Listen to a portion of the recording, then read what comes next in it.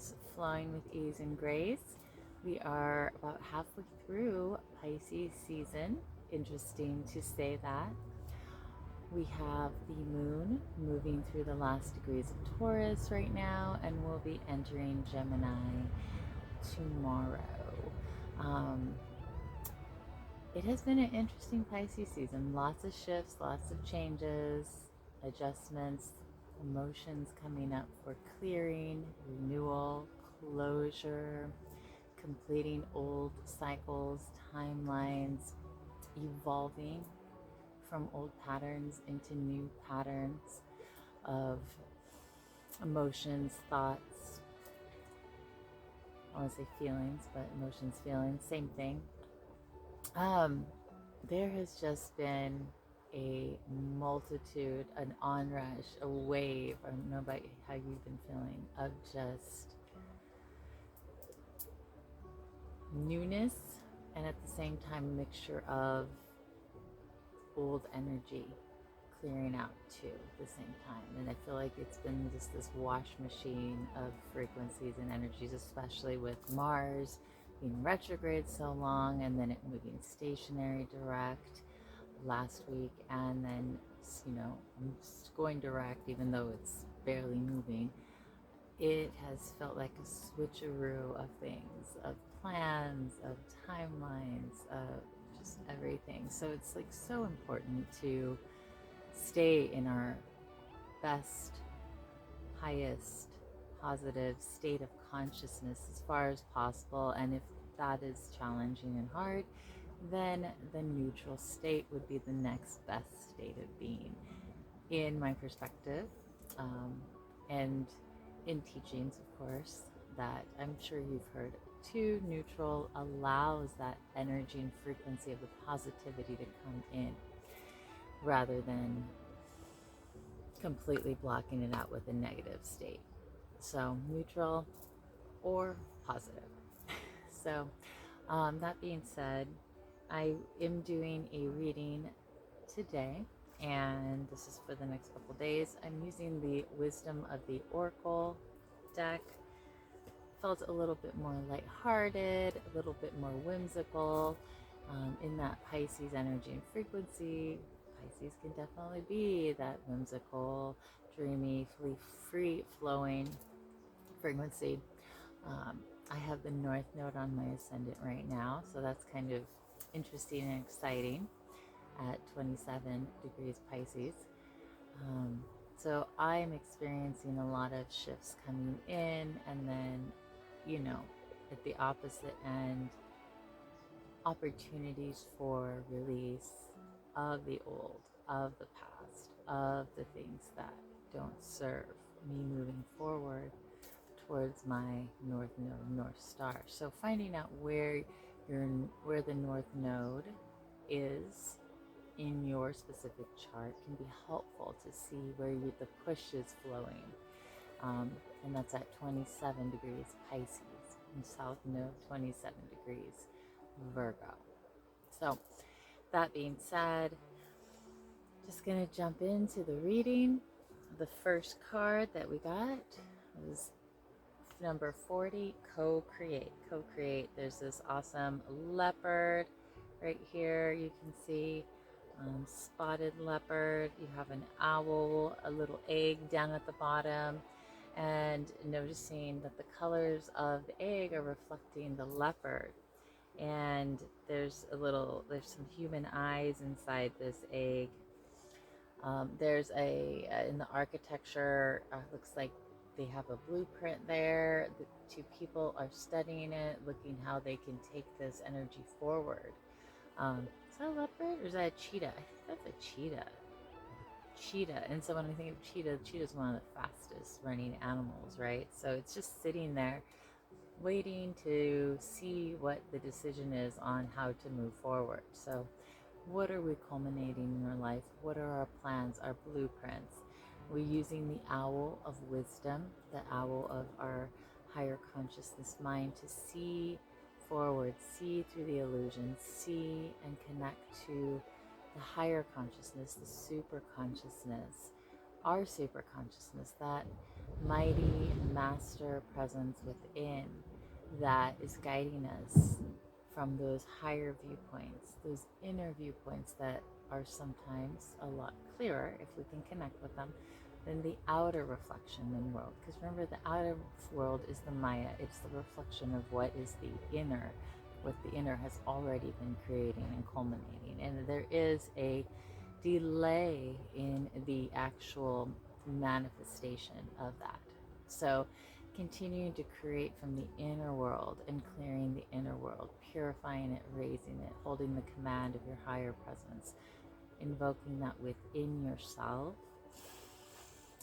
and moving forward with it. So however that looks for you, what that modality is, whether it's a daily spiritual morning meditation, whether it's connection with the archangels, the ascended masters, calling on source energy, affirmations, chants, specific types of clearing in the morning, throughout the day. I always say in the morning because it sets the frequency for the day, and you are that first power that you put forward, and your whole day ripples forward with that. So keeping that in mind.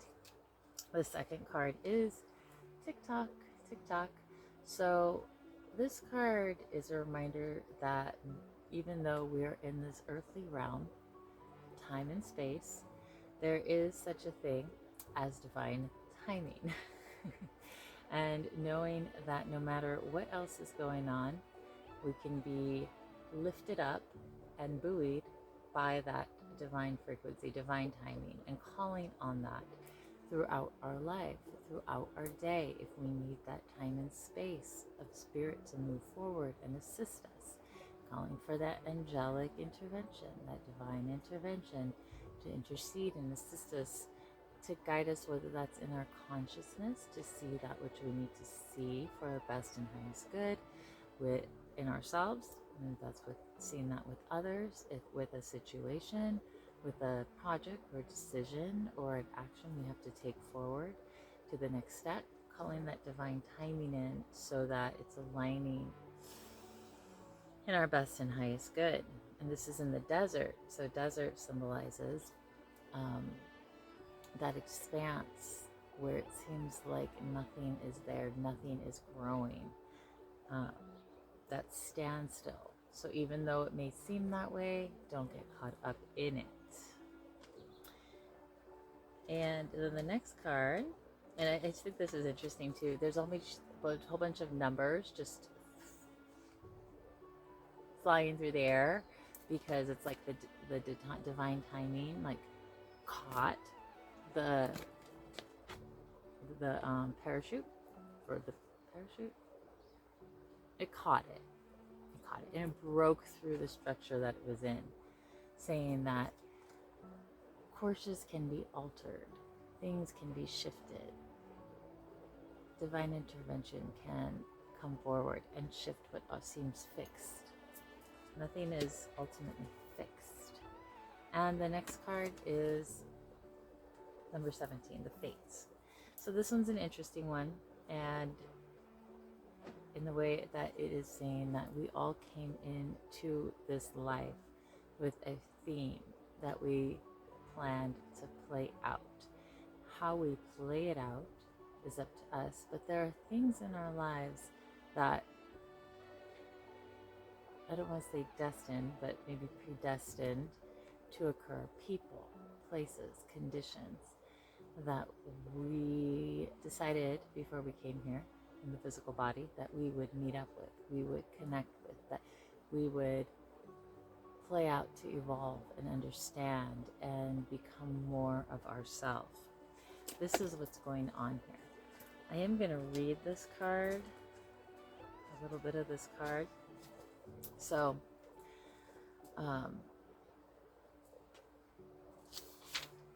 okay, the Serenity Prayer sums up the meaning of this card. God, grant me the serenity to accept the things I cannot change, the courage to change the things I can, and the wisdom to know the difference.